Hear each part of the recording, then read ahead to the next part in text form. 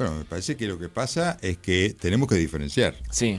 El planteo del presidente está relacionado con una baja en materia civil, Sí. de la litigiosidad, también en materia laboral, por situaciones de conciliaciones previas. Es decir, se le están buscando salidas alternativas previas, evitando la litigiosidad. Entonces, obviamente, hay una reducción, por lo que él explicó, del 32%. Bien, perfecto. No es así en otros ámbitos. Fíjese Claro. que en justicia de familia habla por el contrario de que cada vez es mayor. Y en materia penal yo ya vengo insistiendo sobre la problemática que es necesario adoptar políticas de persecución penal, porque si no vamos a colapsar el sistema. Es decir, hicimos toda una transformación para cambiar la forma de trabajar, de gestionar, y bueno, si nosotros no adoptamos políticas de persecución penal acorde con esa gestión, y se nos va a colapsar el sistema, y si no vamos a tener que empezar a crear cargos. Claro, exacto. Y en términos generales de la justicia, ¿cuáles son los principales desafíos que ve usted? Y el principal desafío es tener políticas institucionales serias, judiciales. Hay que definir hacia dónde vamos, el norte. Bueno, un poco la Corte de la Nación lo ha hecho ahora con el tema del Consejo de la Magistratura a través de la acordada 4. Es decir, que está diciendo, mire, estamos viendo un problema, este problema hay que solucionar, nosotros proponemos esto. Sí. No es nuestra atribución sancionar la reglamentación, pero entendemos que debe ser de esta manera. Bueno, es un tema muy interesante el del Consejo de la Magistratura, porque es el organismo que termina eligiendo y evaluando, ¿no?, a los postulantes a magistrados, a los defensores, a los fiscales y también a los jueces. Ese problema que ve la Corte a nivel nacional, es decir, de la justicia federal, ¿acá también se ve ese problema o no, según su opinión? Totalmente, yo lo vengo manifestando hace tiempo. ¿Por qué? Es decir, el gran problema que tenemos es la sanción de la ley 7.719, allá por el 2007, estableció un sistema muy particular para la selección de los magistrados, jueces, fiscales y defensores. Estableció cuatro bloques para evaluar. Un bloque que era referido a la parte que comprendía dos tramos. Sí. Ese bloque estaba relacionado con una evaluación técnica, oral y escrita, a cargo de comisiones evaluadoras. El oral tenía hasta 5 puntos para asignar, el escrito tenía también hasta 5 puntos para asignar. Y después, en el concurso de postulantes, cuando ya había un cargo concreto, habían dos tramos que estaban a cargo del Consejo. Uno era el tramo de los antecedentes de todo tipo, de laborales, científicos, académicos, que estaba tabulado, que tenía, por la ley, tenía que estar previamente tabulado. Se debía decir, mire, un doctorado vinculado tiene que valer tantos puntos, sea Pedro, Juan o Luis. Sí. Bueno, y después el Consejo tenía un sistema discrecional, secreto y discrecional, o sea, secreto porque lo dispuso el Consejo, pero era un sistema discrecional de hasta 5 puntos, o sea, el 25%. Bueno, al sancionarse la ley 9013, se avanzó en algunas cosas, como por ejemplo, se separaron los concursos de fiscales, de defensores con claridad, se tomaron esos exámenes o evaluaciones técnicas con relación a los fiscales, participaban más los fiscales, es decir, se buscaba más la idoneidad con la función. Pero se suprimió el puntaje del oral y el escrito, que solamente ese puntaje oral y escrito tiene aprobado, y se pasó nada más que a 10 puntos. O sea, se redujo a 10 y está 4 puntos por antecedentes laborales. Bien. Y los antecedentes académicos entran dentro de un paquete en un sistema discrecional para el Consejo de 6 puntos, el 60%.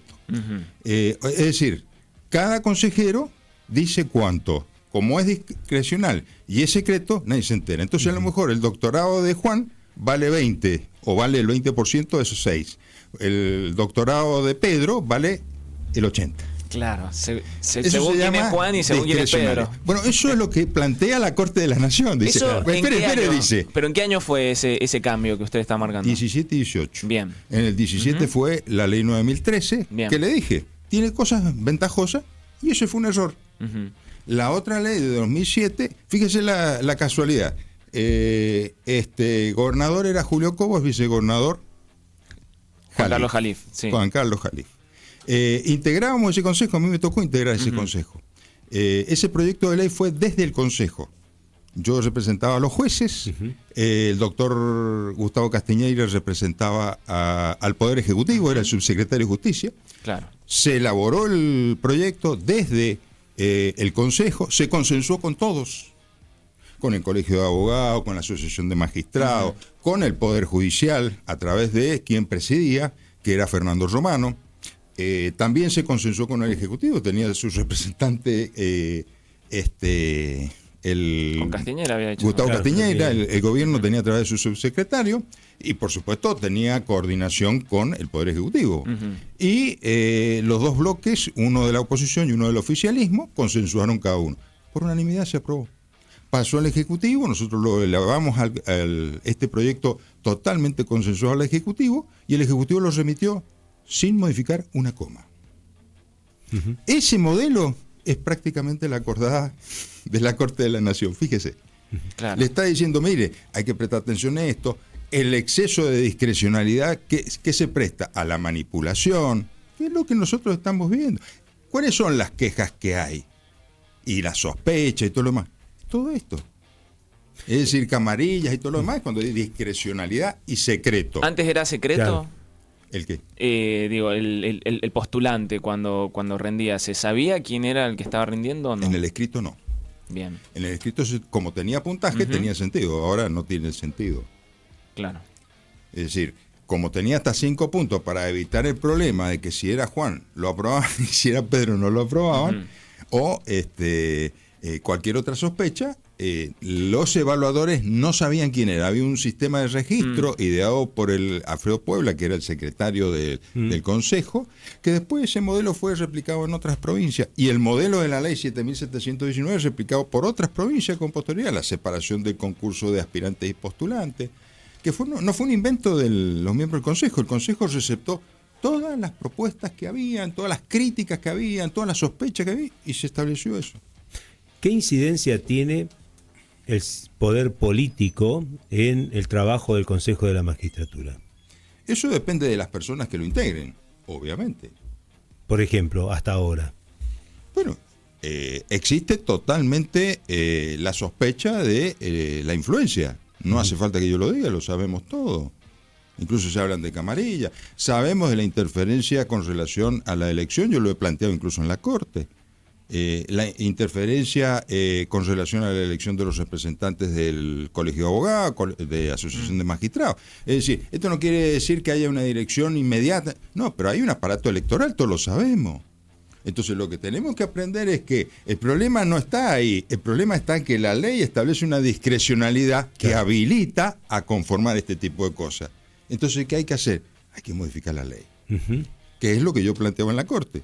Yo le he dicho, mire, antes de nombrar un representante, hay que proponer la modificación de la Corte, de la ley de Consejo, para establecer pautas objetivas. ¿Qué es lo que está diciendo la Corte de la Nación? ¿Y qué eco tiene eso en la Corte? ¿Cómo? ¿Qué eco tiene esa propuesta en la Corte? Bueno, esa propuesta no fue receptada. Se votó a Julio Gómez, quien me parece una persona honorable, yo tengo absoluta confianza, como también con Jalif. Jalif era vicegobernador de la provincia cuando se sancionó la ley, y yo la verdad no tengo que decir absolutamente nada de él como persona, ni también en su función.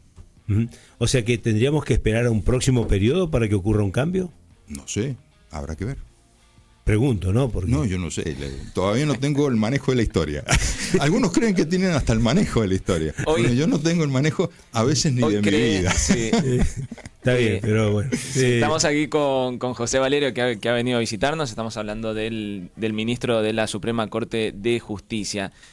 Hoy en día no se está pensando entonces, en el Pleno de la Suprema Corte, presentar algún proyecto para reformar el Consejo de la Magistratura. No fue un no rotundo.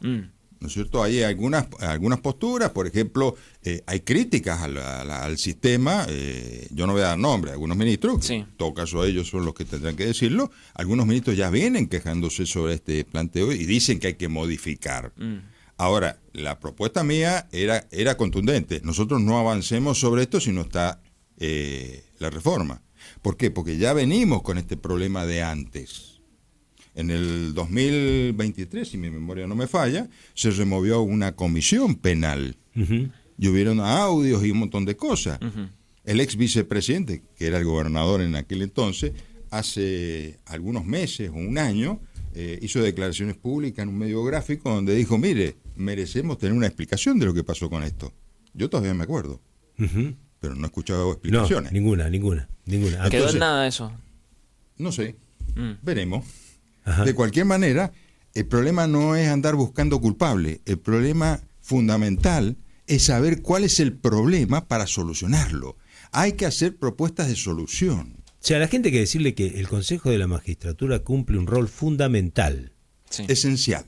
Totalmente. En el marco de lo que es el presente y futuro de la justicia en la provincia de Mendoza.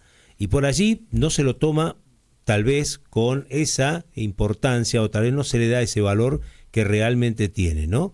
Y yo pregunto, digo, a ver, es una opinión, ¿no? Esto no significa que sea así, pero y yo pregunto, a ver, ¿es complicado meter mano en un consejo cuando la política, esto lo dijo Pérez Walde acá, ¿no? Alejandro Pérez Walde, cuando hablábamos con él, cuando la política se mete de lleno en lo que es el poder judicial, es decir, un poder sobre el otro, porque acá Pérez Walde habló de la mayoría automática dentro de la Corte, ¿no? Como que sale, y lo dijo claramente, no sale lo que Cornejo no quiere que salga. ¿Por dónde va eso?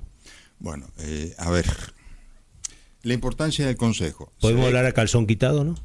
No me gusta andar desnudo. Primero aclaremos, no es que no le dan importancia, se ve que algunos le dan importancia. O sea, lo que pasa es que se merece la importancia a nivel público, comunicacional, para que la gente no tome conciencia. Bueno, pero los que están interesados en tomar medidas para poder hacer designaciones y todo lo demás, saben lo importante que es, por eso tienen intereses. Esa es la primera observación que tengo. Segundo, es muy grave la interferencia política directa o indirecta, ¿no es cierto? Porque a veces la interferencia no es directa, es indirecta, y a veces es directa. Sí. La interferencia política en el Poder Judicial no es buena, sea Juan, Pedro o Laura la que gobierne. No importa quién gobierna. No importa si es radical, peronista, liberal o socialista. No es buena. Hay que tratar por todos los medios de tener un sistema institucional donde podamos determinar cuando existe interferencia, cuando de alguna manera se pueda funcionar en el Poder Judicial, o se pueda seleccionar los magistrados, o se pueda establecer cualquier funcionamiento judicial con relación a un sector político, a un partido político, a una ideología política.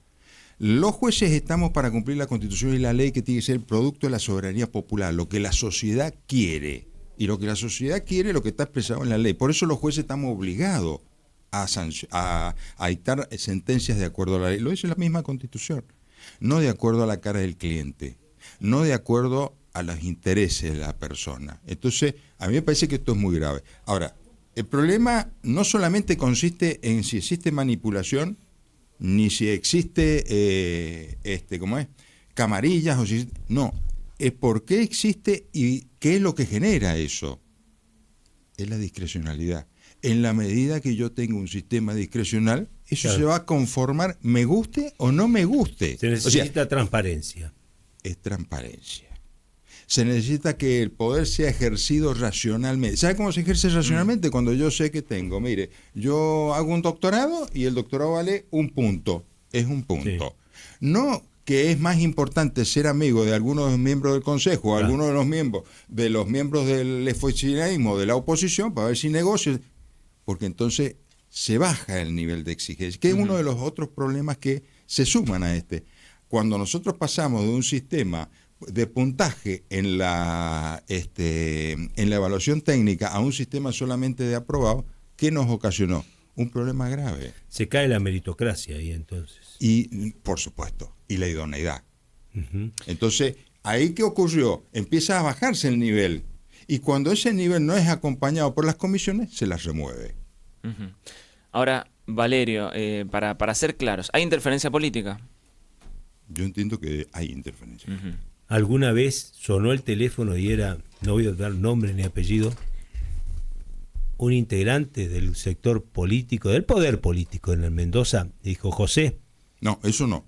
Ya saben cómo soy. Ajá, nunca. Nunca. Pero sí recuerdo, y lo he planteado en la Corte, de que alguna vez tuve que hablar con el gobernador Suárez cuando yo presidía el Consejo por interferencias que yo veía que habían combinaciones dentro del Consejo, y dije, mire, esto me parece una barbaridad. Y entonces, se corrigió. Ajá. Pero, por supuesto, a mí no me hablan porque saben cómo soy, pero como soy no es de ahora. Como soy, mire, no quiero hablar de ni ser referencial.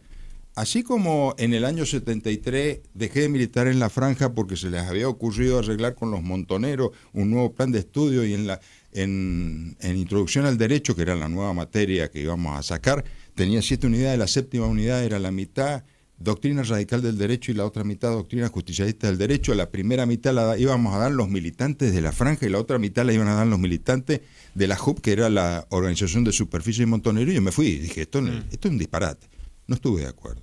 Como tampoco estuve de acuerdo cuando se designó a Naman García jefe de policía cuando había sido el titular de la cárcel, y tuve el problema siendo legislador.